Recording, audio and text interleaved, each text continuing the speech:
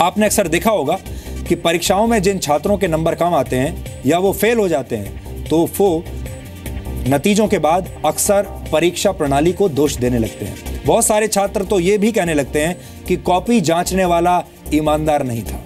लेकिन अच्छे नंबरों से पास होने वाले छात्र जानते हैं कि जो पूरे साल पढ़ाई नहीं करते वो फेल हो जाने पर अक्सर इसी तरह के बहाने लगाते हैं।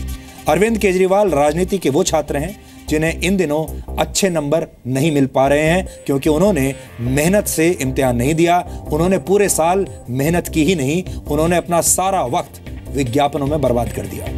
गोवा में पार्टी को एक भी सीट नहीं मिली, जबकि पंजाब में उनकी पार्टी ग्रेस मार्क्स से भी पास नहीं हो पाई।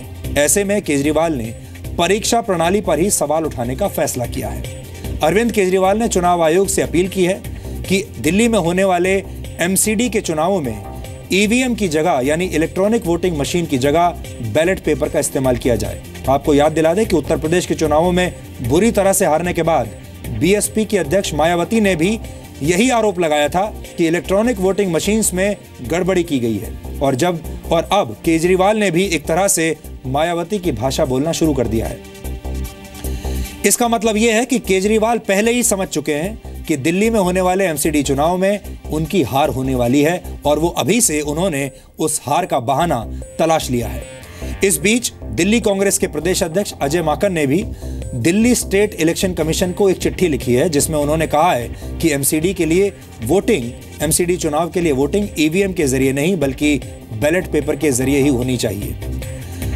लेकिन चुनाव आयोग ने बैलेट पेपर से चुनाव कराने की इस मांग को खारिज कर दिया है। वैसे हम आपको बता दें कि वर्ष 2004 से ही देश के सभी राज्यों में चुनावों के लिए इलेक्ट्रॉनिक वोटिंग मशीन्स का इस्तेमाल किया जा रहा है।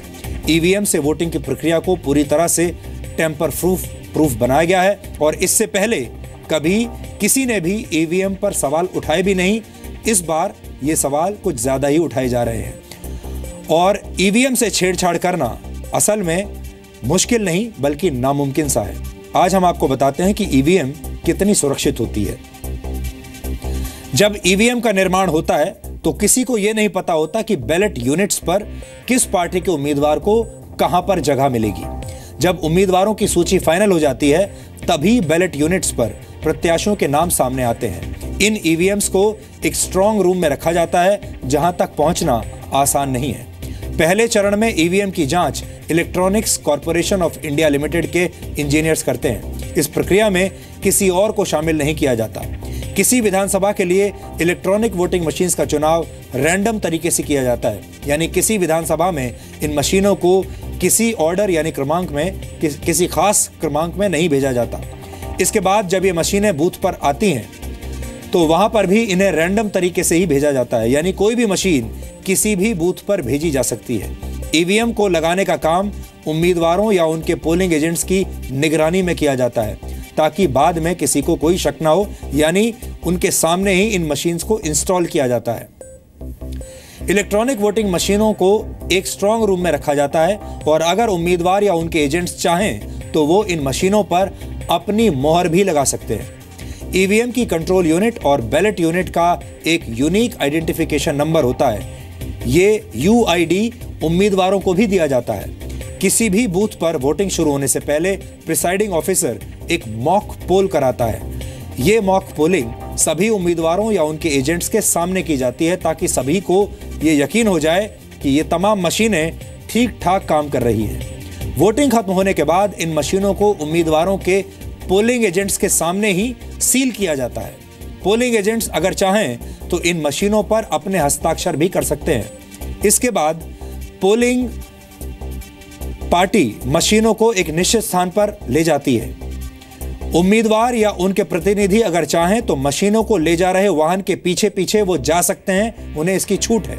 इसके बाद रिटर्निंग ऑफिसर इन मशीनों को एक स्ट्रांग रूम में रख देता है और उम्मीदवार अगर चाहें तो स्ट्रांग रूम के ताले पर अपनी मोहर भी लगा सकते हैं। उम्मीदवार और उनके प्रतिनिधि चाहें तो 24 घंटे स्ट्रांग रूम पर नजर रख सकते हैं। वो स्ट्रांग रूम के बाहर मौजूद रह सकते हैं और निगरानी रख सकते हैं।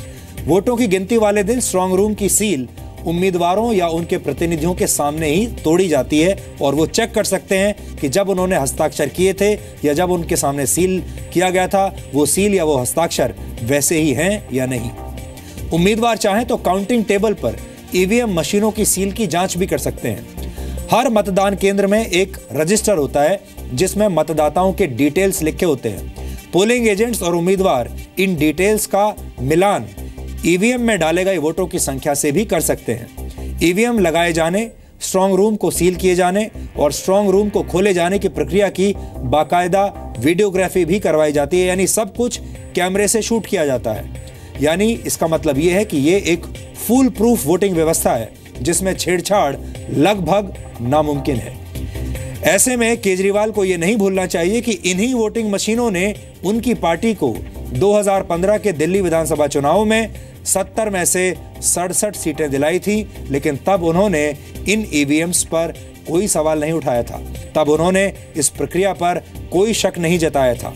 ऐसे ही कांग्रेस भी कई बार और कई राज्यों में इन्हीं ईवीएम्स द्वारा की गई वोटिंग से जीती है, लेकिन कांग्रेस ने भी तब कभी भी कोई सवाल नहीं उठाए। यही हाल मायावती और उनकी पार्टी बीएसपी का भी है। यानी जब ये तमाम नेता और पार्टियां जब तक जीतती रहती हैं तब तक इन्हें ईवीएम और चुनाव प्रक्रिया अच्छी लगती है। जिस दिन ये हार जाती हैं उस दिन इन्हें यही ईवीएम और यही चुनाव आयोग और यही चुनाव व्यवस्था, इसमें कमियां नजर आने लगती है। जाहिर है आम आदमी पार्टी, कांग्रेस और बीएसपी को ये बड़ी हार बहुत विचलित कर रही है। इसलिए इलेक्ट्रॉनिक वोटिंग मशीनों पर इस तरह से सवाल उठाए जा रहे हैं और इन आरोपों का समर्थन बाकायदा वो पत्रकार भी कर रहे हैं, मीडिया भी कर रहा है। वो मीडिया जो पत्रकारों की दास प्रथा से संबंध रखते हैं, यानी एक ऐसी प्रथा में जिसमें कुछ पत्रकार किसी एक पार्टी की दासता स्वीकार कर लेते हैं, यानी किसी एक पार्टी के दास के रूप में काम करते हैं और फिर आजीवन उसी पार्टी के आरोपों को साबित करने के लिए अपना सारा अनुभव और अपनी सारी ताकत लगा देते हैं। ऐसे पत्रकारों से भी आपको सावधान रहना चाहिए, क्योंकि ये पत्रकार कभी भी आपके सामने सही तस्वीर पेश नहीं करेंगे।